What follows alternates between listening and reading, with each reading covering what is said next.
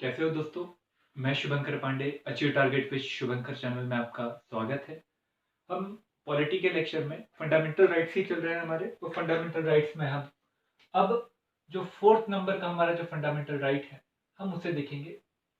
धार्मिक स्वतंत्रता। धार्मिक स्वतंत्रता आर्टिकल 25 से लेकर 28 तक के 4 आर्टिकलों में ये बातों को बताया गया है।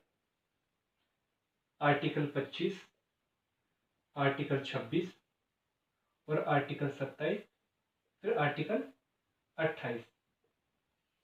यदि अब मैं छोटे से रूप में आपको बता दूं, ये व्यक्ति को मिले हुए अधिकार है। आर्टिकल 25, 26, 27, 28 व्यक्ति को, किसे? व्यक्ति को। आर्टिकल जो 26, 25 है वो एक व्यक्ति को यह अधिकार दे रहा है कि आप अंतःकरण की, धार्मिक स्वतंत्रता की प्रसार करने की, निर्बाध रूप से मानने की, धर्म के विषय में आपको स्वतंत्रता है, एक व्यक्ति को। और वही चीज एक संस्था को कह दी गई है कि एक संस्था को संबंधित धर्म जिसे वो मानता है, जिसके विषय में प्रचार करना चाहता है, जिसको वो अंतःकरण से मानता है, उसके लिए संपत्ति को चलाने, अचल संपत्ति या चल संपत्ति को एकत्रित करने, धार्मिक ट्रस्ट की स्थापना करने और उसे विधि के अनुसार चलाने की आजादी। ये किसे? संस्था को। आर्टिकल 27 जो है ये कहता है कि इस राज्य का कोई धर्म नहीं है, अर्थात राज्य किसी धर्म की वृद्धि करने के लिए या समवृद्धि करने के लिए कभी भी नए प्रकार का कर नहीं लगाएगा, बल्कि उस धर्म में या उस धर्म के धार्मिक जगह पर, ये धर्म में या उस धर्म के धार्मिक जगह पर अनुशासन लाने के लिए शुल्क को लगा सकता है। फिर बाद में आर्टिकल 28 कहता है कि राज्य के द्वारा पोषित, यह एक शब्द याद रखिएगा, पोषित संस्थाओं में, शिक्षण संस्थाओं में धर्म से संबंधित शिक्षा नहीं दी जाएगी। परंतु अगर कोई संस्था जो राज्य के द्वारा मान्यता प्राप्त है परंतु किसी ट्रस्ट के माध्यम से संचालित की जाती है तो उस जगह पर आप धार्मिक शिक्षा दे सकते हो। ये मोटे मोटे रूप में मैंने आपको बताने की कोशिश की आर्टिकल 25, 26, 27, 28। पर इसी के साथ में मैं आपको एक और बता दूं कि हमारी एक प्रस्तावना है और इस प्रस्तावना में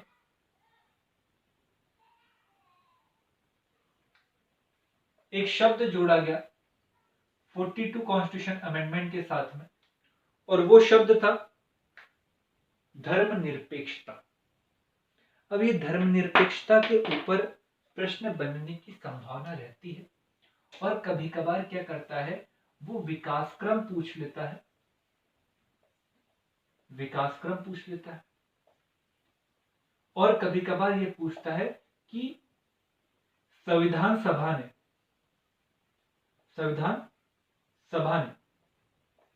इस धर्मनिरपेक्ष शब्द को मूल संविधान में क्यों नहीं जोड़ा, उसके ऊपर की आप डिबेट चर्चा कीजिए। ऐसा प्रश्न आता है 15 नंबर के क्वेश्चन में। तो यहां पर जब बात आती है तो हमारा दिमाग चकरा जाता है कि हम ऐसे प्रश्नों को डील कैसे करें, क्योंकि हमें तो केवल आर्टिकलों के बारे में पता है। आर्टिकल 25 क्या बोल रहा है, 26 क्या बोल रहा है, 27 क्या बोल रहा है, 28 क्या बोल रहा है, हमें बाकी सैद्धांतिक बातें तो पता ही नहीं। तो आज हम 25, 26, 27, 28 के बारे में तो देखेंगे ही देखेंगे। अभी तो केवल इतनी छोटी सी बात बताइए, कई सारी बातें और है जो आपको बतानी है। तो आज हम धर्मनिरपेक्ष शब्द कैसे आया, धर्मनिरपेक्षता के विषय में क्या बातें थी, उसके विषय में थोड़ा सा एक वृहद ज्ञान एकत्रित करने की कोशिश करते हैं धर्मनिरपेक्ष शब्द के ऊपर। तो लिखिएगा अपने कॉपी में धर्मनिरपेक्ष शब्द। अब ये धर्मनिरपेक्ष शब्द जो है, यहां पर आप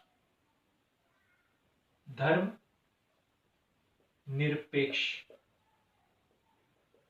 ठीक है, ये धर्मनिरपेक्ष शब्द या सेकुलरिज्म, आज ये इसलिए मैं बता रहा हूं क्योंकि अभी अगर आप पार्टियां देखोगे तो हर पार्टी अपने आप को सेकुलर सेकुलर पार्टी बोलती है। हर पार्टी, चाहे बीजेपी हो, कांग्रेस हो, चाहे बीएसपी हो या एसपी हो, जो भी पार्टी हो, वो अपने आप को धर्मनिरपेक्ष शब्द का यूज करके अपने आप को धर्मनिरपेक्ष बताने की कोशिश करते, परंतु उन्हें रियलिटी नहीं पता है कि भैया सच में धर्मनिरपेक्ष शब्द का अर्थ क्या होता है और धर्मनिरपेक्ष शब्द जहां से आया है वहां पर उसका क्या अर्थ माना जाता है। तो आपको मैं थोड़ा सा एक दो बातें बता दूं।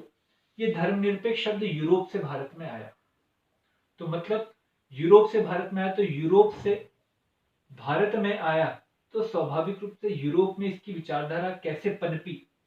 तो मैं आपको बता दूं, प्राचीन काल में, जो प्राचीन काल था, ये प्राचीन काल बहुत ही दिलचस्प रहा और प्राचीन काल में यूरोप पर बहुत लंबे समय तक की जो सत्ता रही वो रही रोमनों की। रोमन एम्पायर एक लंबे समय तक के शासन काल करते रहे और रोमन का एक वृहद क्षेत्र पर हमेशा अधिकार रहा। जब राज्य बड़ा होता है, तो मैं आपको पहले भी बताया कि राज्य जब बड़ा होता है तो वो कभी भी अपने ऊपर पाबंदियों को नहीं रखना चाहता, और पाबंदियों को जब वो रखना नहीं चाहता है तो स्वाभाविक रूप से वो कोशिश करता है कि मैं अपने हिसाब से कार्य करूं। तो रोमन एम्पायर बड़ा था, उसके कारण वहां पर जो धर्म था वो व्यक्ति विशेष के लिए ही काम करता था। मतलब राज्य के कार्यों में कभी भी धर्म का कभी भी हस्तक्षेप नहीं रहा। ये प्राचीन काल के बारे में बता रहा हूं मैं, यूरोप के बारे में। अब ये इसी के बाद में छठवीं शताब्दी के बाद में, छठवीं से सातवीं शताब्दी के बाद में यूरोप से रोमन साम्राज्य का पतन शुरू हो गया। और यूरोप से जब रोमन साम्राज्य का पतन शुरू हुआ तो आप सभी को पता है रोम की दो कैपिटल थी। एक वर्तमान का जो इटली है जिसकी कैपिटल रोम है, वो एक कैपिटल थी जिसे कहा जाता था पश्चिमी रोम, पश्चिमी रोम कहा जाता था। और एक पूर्वी कैपिटल थी जिसे कस्तुनतुनिया के नाम से जाना जाता था, और वर्तमान में इसे इस्तांबुल के नाम से भी जाना जाता है। तो ये दो कैपिटल थी, जिसमें से एक कैपिटल जो थी वो पश्चिम में थी, और ये कैपिटल का पतन हो गया छठवीं से सातवीं शताब्दी के बाद। और जब पतन हुआ तो बड़ा सा रोमन साम्राज्य छोटे छोटे रोमन साम्राज्य में निकल कर आ गया। अब छोटे छोटे रोमन साम्राज्य नहीं रहे, बल्कि छोटे छोटे यहाँ की जनजातियों के द्वारा किए जाने वाला शासन था। अब ये छोटे छोटे शासक थे, अब छोटे छोटे शासक थे, छोटे क्षेत्र पे कार्य करते थे। और स्वाभाविक रूप से हमारे देश की अगर हम भूमि की बात करें तो हमारे देश की भूमि जो है बहुत अच्छी, क्योंकि हमारे यहाँ पर सभी प्रकार के वातावरण जलवायु पाई जाती है। इसके कारण भूमि की उत्पादकता हमारे यहाँ पर ज्यादा है, क्योंकि पानी भी है और साथ में खनिज लवण तत्वों की मात्रा भी है। हम समशीतोष्ण क्षेत्र में रहते हैं, आप सभी को पता है। पर अगर हम यूरोप के क्षेत्र में जाए तो यूरोप के क्षेत्र में वहां की भूमि उस प्रकार की नहीं है, उत्पादकता उतनी नहीं होती, तो यही वहां पर भूमि का बहुत अधिक महत्व है। और भूमि का महत्व है क्योंकि भैया भूमि की पैदावार जब ज्यादा बढ़ेगी तभी राज्य की आय भी बढ़ेगी। जब राज्य की आय बढ़ेगी तो ही सैन्य शक्ति बढ़ेगी, ये बात आप सभी को पता है। अब यहीं से बात क्लियर होते चलने आपको कि जब छोटा छोटा राज्य रहेगा तो स्वाभाविक रूप से भूमि का जो एक क्षेत्र रहेगा वो भी क्या रहेगा, कम, और राज्य की आय भी क्या रहेंगी, कम। जब राज्य की आय कम रहेंगी तो सैन्य शक्ति भी क्या रहेगी, कम। तो मतलब जनता अब उस राजा की शक्ति को मानेगी क्या, नहीं मानेगी। और जब उसे कुछ प्रोपोगेंडा के माध्यम से अगर उस राजा को शक्तिशाली बनाने की कोशिश करा जाएगा तो स्वाभाविक रूप से उसे माना जाएगा। तो प्रोपोगेंडा क्या बना, धर्म। और धर्म के नाम पर अब राज्य को चलाने की कोशिश की गई, जिसे थियोक्रेसी कहा नाम से जाना है। जैसे आप तिब्बत का अगर शासन देखेंगे तो वो धर्म तंत्र के आधार पर था। तो अब धर्म का प्रवेश हो गया राजनीति में, और धर्म का प्रवेश हो गया जब राजनीति में, तो आपको पता है कि इस्लाम का भी उदय हो चुका छठवीं से सातवीं शताब्दी में। और आप सभी को पता है ईसाई धर्म में भी लगातार प्रचार प्रसारित होने लगा। और जब धर्म का प्रवेश हुआ तो मतलब हर बात को धर्म के आधार पर कहकर हमेशा युद्ध के लिए ललायित होना पड़ा। लगातार युद्ध हुए छठवीं शताब्दी के बाद में, छठवीं से सातवीं शताब्दी के बाद में लगातार 16वीं शताब्दी तक के, 6वीं से लेकर 16वीं शताब्दी तक के लगातार धर्म के आधार पर युद्ध यूरोप में हुए। और कई सारे युद्ध तो इस्लाम और ईसाई के बीच में यरूशलेम के आधार पर हुए, आज भी हो रहा है। आज भी यरूशलेम को लेकर 3 धर्मों के बीच में आज भी युद्ध है। बस धर्म के साथ में आपको धर्म का प्रतिनिधित्व करने वाली कंट्री भी शामिल होगी। अमेरिका ले लो, चाहे इजराइल ले लो, चाहे यूरोपियन कंट्री ले लो, चाहे अरब देश ले लो। तो ये सब लोग जो है वो यरूशलेम को प्राप्त करने की कोशिश कर रहे हैं। तो यरूशलेम को लेकर भी 13वीं शताब्दी, 14वीं शताब्दी, 15वीं शताब्दी में लगातार युद्ध होते रहे। क्यों? धर्म के आधार पर। और इस धर्म के आधार के ऊपर लगातार युद्ध होने के कारण कभी कभार 100 वर्ष के लिए युद्ध होता था, कभी कभार 30 वर्ष के लिए, कभी कभार 7 वर्ष के लिए, कभी कभार 7 वर्ष हुए, संधि हुई कि 2 वर्ष के बाद में फिर युद्ध हुआ। इसलिए युद्धों का नाम ही पड़ गया 100 वर्ष युद्ध, 30 वर्ष युद्ध, ये नाम ही पड़ गया। अब जब ये सब बातें शुरू हो गई तो लोगों में अब धर्म के प्रति नकारात्मकता आने लगी। कई कारण थे, इसके पीछे वैज्ञानिक कारण भी थे। न्यूटन के द्वारा खोज की जा चुकी थी, केपलर ने बता चुका था, गैलीलियो भी अपनी दूरबीन के माध्यम से कई बातों को सिद्ध कर चुका था, और कई सारे विचारक भी आ चुके थे जिन्होंने बताया कि भैया जो धर्म कहता है वो हमेशा सही नहीं रहता, उसे कारण कार्यों के साथ में जोड़ने की कोशिश करी।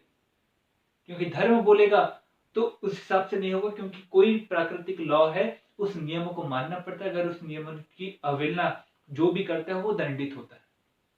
जब ये सब बातें बोले जाने लगी तो अब लोगों का विश्वास उठने लगा और लोगों ने अब निश्चय करना शुरू किया कि भैया राजनीति में धर्म का प्रवेश नहीं होना चाहिए। और यहीं से एक शब्द की उत्पत्ति हुई, धर्मनिरपेक्ष। तो मतलब वहां पर क्या है, राज्य जो है वो कभी भी धर्म को अपने क्षेत्र में प्रवेश करने नहीं देगा। यहां तक के बात समझ में। अब ये बात पूरे यूरोप में बोली जाती थी। अब आप यहीं पर ये देखिए, भारत में आप अगर प्राचीन काल पढ़े होंगे, मध्यकाल पढ़े होंगे, तो आपको कभी धर्म के नाम पर युद्ध हुआ क्या? नहीं हुआ। मैं आपको थोड़ा सा और ब्रीफ करके बता देता हूं कि भारत में कैसी कंडीशन थी प्राचीन काल और मध्यकाल में। आप सभी बोले एक तरफ से कहेंगे, मैं सब बातों को आपको थोड़ा सा बताने की कोशिश करूंगा। प्राचीन काल को अगर मैं लेकर चलूं तो प्राचीन काल में मैं अगर ऐतिहासिक काल को लेकर चलूं तो ऐतिहासिक काल में मैं आपको मौर्य साम्राज्य बताऊंगा। और मौर्य में खासकर मौर्य साम्राज्य था वो मगध के ऊपर अधिकार जमाकर लंबे समय तक के शासन करने वाला एक प्रमुख वंश था। और मगध में जब मौर्य चले जाते हैं तो मौर्य के बाद में आता है अंधकार काल, और अंधकार काल में आती देशी शक्ति और विदेशी शक्ति। और देशी शक्ति विदेशी शक्ति दोनों रहती है, मतलब विदेशियों का आक्रमण होता है, जिसमें आपको दिखाई देंगे इंडो ग्रीक, शंख और कुषाण, ये सब चीज लोग दिखाई देंगे। और जब सब लोग दिखाई देंगे, इन सब का उद्देश्य धर्म का प्रसार करना नहीं था। इसमें अगर मैं इसके पहले भी बात करूं, यदि मैं ऐतिहासिक काल में अगर मैं पहले की भी बात करूं, चंद्रगुप्त मौर्य के समय की, और उसके पहले की भी अगर बात करूं, मैं थोड़ी सी बात करूं, जिसमें अगर मैं करूं कि सिकंदर और जर्कसिस नामक व्यक्ति, आपने मूवी भी देखी होंगी 300 सोल्जर्स, तो वो भी अगर आए, ईरानी लोग भी आए, चाहे यूनानी लोग भी आए, इनका उद्देश्य कभी भी भारत में धर्म परिवर्तन करना नहीं था। इनका उद्देश्य केवल और केवल भारत की भौगोलिक स्थिति और भारत की अकूत संपदा को एकत्रित करके अपने क्षेत्र में ले जाना था। तो मतलब भारत में कभी धर्म के आधार पर कभी युद्ध हुआ कि प्राचीन काल में? नहीं हुआ। इंडो ग्रीक का है, शंख का है, कुषाण है, कोई नहीं है। बल्कि उल्टा ये लोग हमारी संस्कृति से जुड़ गए और इन्होंने मिली जुली संस्कृति का विकास किया। इसी में आपको मैंने मूर्तिकला बताने की कोशिश करी, इसी में आपको मैंने चित्रकला बताने की कोशिश करी कि भैया देखिए कि आपको उत्तर भारत के थोड़े से उत्तर पश्चिमी क्षेत्र में जाओगे, अगर वर्तमान पाकिस्तान और अफगानिस्तान के क्षेत्र में जाओगे, तो आपको वहां पर मिलजुली संस्कृति का एक अच्छा विकास दिखाई देगा। तो मतलब भारत में कभी धर्म के आधार पर युद्ध नहीं हुआ प्राचीन काल। अगर इसी के बाद में अगर हम देखें तो हमें 712 के बाद में हमें अरबों का आक्रमण भारत में दिखाई देता है। और अरबों का आक्रमण जब भारत में दिखाई देता है, जिसमें आपको मोहम्मद बिन कासिम का आक्रमण दिखाई देता है, और मोहम्मद बिन कासिम के द्वारा दाऊद के शासक को हराया जाता है। हराने के बाद में उस क्षेत्र पर अधिकार जमाने की कोशिश नहीं की जाती। और वो आक्रमण करने का उद्देश्य धर्म नहीं था, बल्कि आक्रमण करने का उद्देश्य ये था कि चाइना से आने वाला एक माल था जो खलीफा को भेंट में दिया हुआ था, उस माल को उस दाऊदी जो शासक था उसके साम्राज्य के अधीन वहां पर लूट लिया गया और दाऊद के साम्राज्य को कहा गया कि आप उसके लिए खलीफा से माफी मांगे। उसने माफी मांगना मना किया तो मोहम्मद बिन तुगलक को वहां पर भेज दिया गया। मतलब यहां पर भी आपको धर्म के आधार पर युद्ध नहीं दिखाई दी। इसी के बाद में अगर हम देखें तो आगे चलकर आपको तुर्की भी दिखाई देंगे। तुर्की में आपको मोहम्मद गजनबी और एक और दिखाई देगा गौरी। यदि हम गजनबी की बात करें तो गजनबी को लेकर सब जन बोलते हैं कि 1025 में इसने सोमनाथ मंदिर पर आक्रमण किया और सोमनाथ मंदिर पर आक्रमण करना उसका जिहाद था। पर मैं अगर आपको मैं एक और चीज बताऊं, ये तो केवल एक प्रति का एक ही दृष्टिकोण हो गया। आप अगर उसको देखो तो उसने केवल और केवल हिंदुओं पर आक्रमण नहीं किया, बल्कि उसने अपने ही साम्राज्य के पश्चिमी क्षेत्र में जहां पर मुस्लिम लोग बैठते थे वहां पर भी उसने लगातार आक्रमण किया। तो मतलब उसका उद्देश्य कभी भी धार्मिक नहीं था, बल्कि वो राजनीतिक सत्ता को ध्यान में रखकर हमेशा निर्णय लेता था। तो मतलब आगे भी चलकर आपको धर्म के आधार पर युद्ध नहीं दिखाई देंगे। मुगल काल में भी आपको अगर हम बाबर जैसे कुछ शासकों का नाम छोड़ दे तो बाबर के लिए जरूरी हो चुका था जिहाद शब्द का प्रयोग किया ना। जिहाद शब्द का प्रयोग किया ना उसके लिए जरूरी हो चुका था। कारण क्या हम बताएंगे, परंतु धर्म के आधार पर युद्ध नहीं लड़ा गया। और धर्म के आधार पर युद्ध लड़ाया था तो पूरी की पूरी राजपूताना सेना हमेशा मुस्लिमों के विपरीत रहती। परंतु यहाँ पर हमें बटापन भी दिखाई दी। तो मतलब धर्म के आधार पर नहीं, बल्कि हमेशा राजनीतिक और आर्थिक तंत्र के आधार पर ही भारत में हमेशा आक्रमण हुआ। तो हमेशा धर्म को लेकर हमारे यहाँ पर हमेशा ये बात रही कि हम धर्म में जो धर्म शब्द है वो ध्र से बना, ध्र का मतलब होता है धारण करना। तो मतलब हमारे यहाँ पर धारण करना, और इसे हम किस रूप में मानते हैं कि हम इसे नैतिकता के रूप में मानते हैं। धर्म को हम किस रूप में मानते हैं, नैतिकता, जीवन को किस प्रकार से जिया जाए उस विषय में हम उस संदर्भ में बातों को लेकर चलते हैं। अब यहाँ पर बात ये फंस गई कि हम धर्मनिरपेक्ष शब्द का उपयोग करें क्या नहीं करें। आपको अब पता चल गया कि भारत में धर्म के विषय में क्या विचारधारा है और यूरोप में किस प्रकार की विचारधारा प्राचीन काल और मध्यकाल में। अब ये दोनों बातें जब आपको पता चल गई तो मुझे ऐसा लग रहा है कि आपको थोड़ा बहुत नॉलेज हो गया। अब बात आती है अंग्रेजों के द्वारा, क्योंकि आपको मैंने अभी बताया था कि यूरोप में अंग्रेजों के माध्यम से भारत में धर्मनिरपेक्ष शब्द, सेक्युलरिज्म, ये शब्द भारत में आया। अब आपको मैं ये भी बता दूं कि भैया जैसे ही 26 जनवरी 1950 को हमारा संविधान पूर्ण रूप से लागू हुआ, 26 जनवरी 1950 को, उसके पहले जो संविधान सभा थी उस संविधान सभा में कई सारे मुद्दों पर चर्चा हुई और बहुत बड़ी बहस भी हुई। उसमें से एक बहस थी धर्मनिरपेक्षता के ऊपर। क्या धर्मनिरपेक्षता शब्द को जोड़ा जाए कि नहीं जोड़ा जाए। इसमें अब मैं आपको 2-3 व्यक्तियों के बारे में बता दूं। एक व्यक्ति थे गांधी जी, एक व्यक्ति थे जवाहरलाल नेहरू, एक व्यक्ति थे वल्लभ भाई पटेल। भाई पटेल, गांधी जी आजादी के बाद ही कुछ ही महीनों में उनका देहांत हो गया, मृत्यु हो गई। पर गांधी जी की विचारधारा कहीं ना कहीं बड़े रूप में फैली हुई थी और गांधी जी ने 1915 के बाद में लंबे समय तक भारत के राष्ट्रीय आंदोलन को नेतृत्व दिया और जो छोटी सी कुलीन तंत्र में बटी पड़ी हुई जो कांग्रेस थी उसे जन कांग्रेस बनाने की कोशिश की और राष्ट्रीय आंदोलन को जन आंदोलन में तब्दील करने की कोशिश की, जिसमें हिंदू भी थे, सिख भी थे, मुसलमान भी थे, सब लोगों का समावेशन था। जहां पर पूंजीपति थे तो वहां पर मजदूर भी शामिल थे, जहां पर जमींदार थे तो वहां पर आपको किसान भी शामिल। ये गांधी जी का व्यक्तित्व था कि उनकी बातों को लेकर हर कोई कहीं ना कहीं कन्विंस होता था। पर गांधी जी केवल आंदोलन के विषय में ही नहीं सोचते थे, बल्कि वो भविष्य के विषय में भी सोचते थे। कभी उनके बारे में अगर चर्चा होगी तो आपको लंबा बताएंगे उसके विषय में। पर गांधी जी का धर्म के विषय में थोड़ा सा अलग विचार था। मैं आपको सीधे सीधे बता दूं, धर्म, गांधी जी का एक शब्द था कि धर्म विहीन राजनीति मृत शरीर की तरह है। यदि धर्म विहीन राजनीति है तो उस शरीर को जला देना ही बेकार है।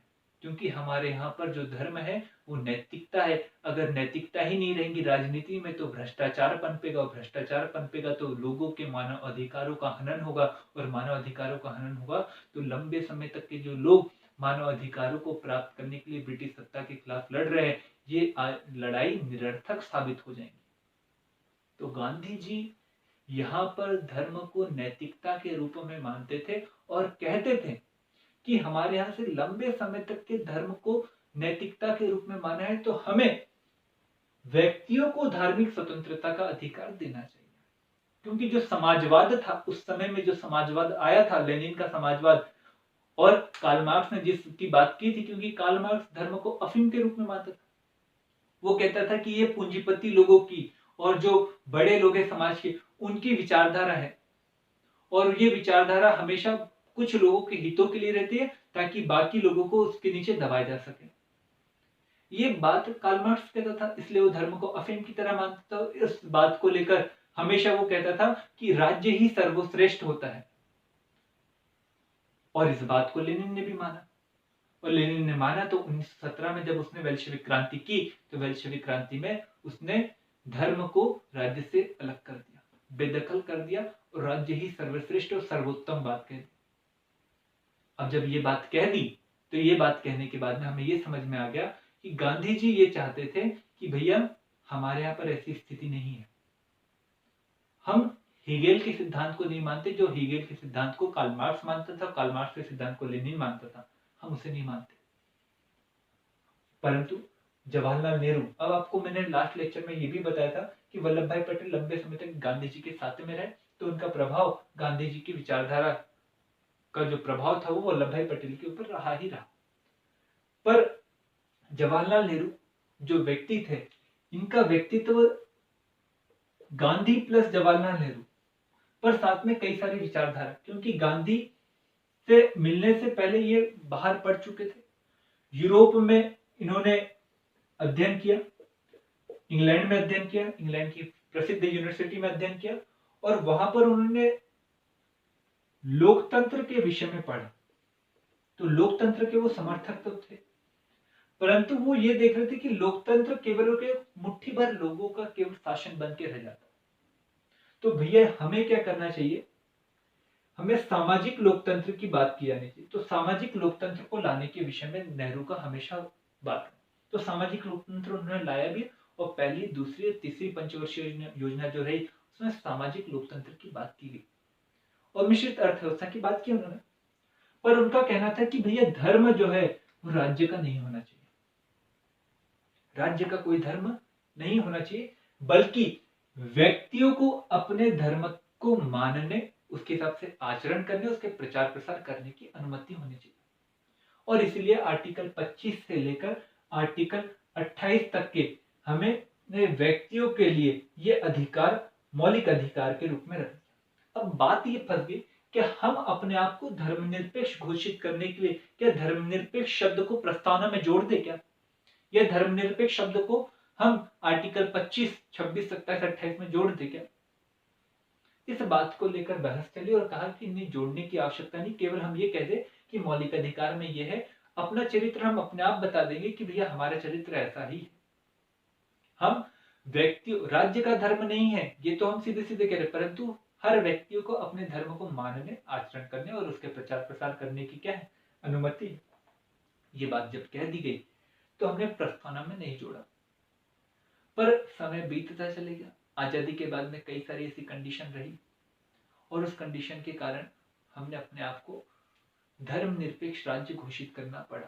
कारण ये था कि पाकिस्तान हमेशा हिंदू बहुल राज्य की बात कहकर हमें बैकफुट पर डालने की कोशिश करता था, और इसके कारण क्या हुआ कि हम विश्व परिदृश्य में एक हिंदू समर्थक राष्ट्र के रूप में उभरने की कोशिश हो रही थी, लोगों के द्वारा प्रोपेगेंडा बनाकर हिंदू राष्ट्र के बारे में बातें, और इसके कारण हमारा जो वेस्टर्न, जो एशिया का क्षेत्र था, जहां से हम बहुत अधिक मात्रा में क्रूड ऑयल को आयात करते थे, वहां से आयात पर प्रतिबंध लगने की भी संभावना बन जाती थी, और यही कारण रहा। और कुछ अन्य परिदृश्य रहे, जैसे हमने रशिया के पास हम थोड़ा सा ज्यादा चले गए 1971 के बाद में, तो हमने यहाँ पर ध्यान में दिया कि हम अपने चरित्र को क्यों ना दिखा दे, और यही कारण रहा कि स्वर्ण सिंह कमेटी की अध्यक्षता में जो कमेटी बैठी थी, जिसके आधार पर 42वां संविधान संशोधन किया गया, जिसे मिनी कॉन्स्टिट्यूशन भी कहा जाता है, उसके आधार पर हमने क्या किया, 42वें संविधान संशोधन के तहत प्रस्तावना में 3 शब्द जोड़े, उसमें से एक शब्द था कौन सा, हमारा